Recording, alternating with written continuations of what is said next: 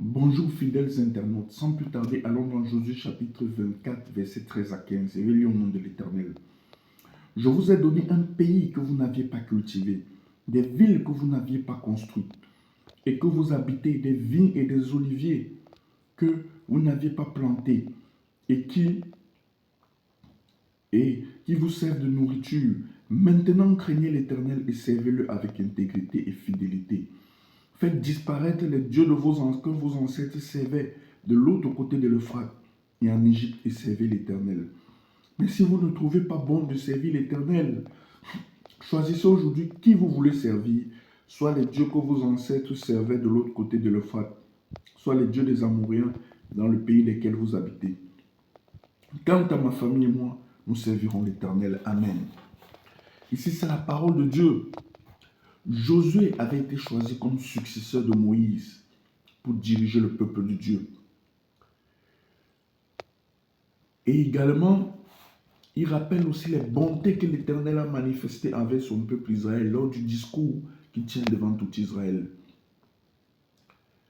En leur disant, vous avez eu un pays que vous n'avez pas cultivé. Vous avez eu des villes que vous n'avez pas construites de la part de l'Éternel.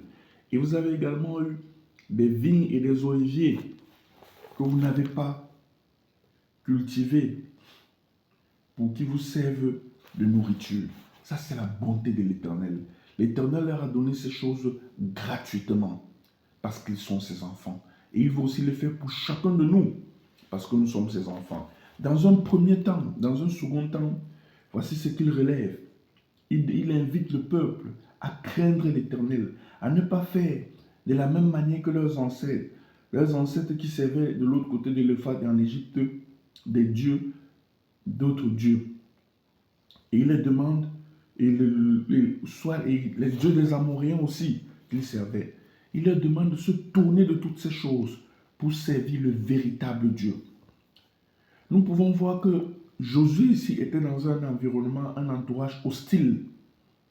Parce que ces gens, ils ne voulaient pas que ces gens prennent la tendance de leurs ancêtres. Cela veut dire quoi? Chaque jour, et lui, Josué et sa famille, eux, ils avaient décidé de suivre l'Éternel. Comme il dit ici, au verset 15. Mais si vous ne trouvez pas bon de servir l'Éternel, choisissez aujourd'hui qui vous voulez servir. À la fin du verset dit, quant à ma famille et moi, nous servirons l'Éternel. Chers fidèles frères et sœurs, chaque jour, Josué avait fait son choix. Chaque jour, vous devez faire un choix. Il y a des choses il y a des opportunités qui se présentent toujours à vous. Et chaque fois, Satan vous propose ces voies. Mais vous devez faire comme Josué. Choisir la bonne voie. C'est-à-dire choisir la direction de l'Esprit de Dieu au travers de la parole de Dieu. Josué ne s'est pas laissé induire en erreur par son entourage, par son environnement. Observons aujourd'hui l'état de ce monde. Nous voyons la manifestation même des ténèbres tous les jours, au travers même des réseaux sociaux, au travers de la télévision. Il y a aussi des choses qui nous sont présentées, qui sont bonnes, qui sont de Dieu. Mais nous, comme Josué, nous devons également prendre la bonne destination, prendre le bon chemin, qui est celui de l'Éternel. C'est le message que je voulais vous transmettre tous et toutes. Soyez bénis.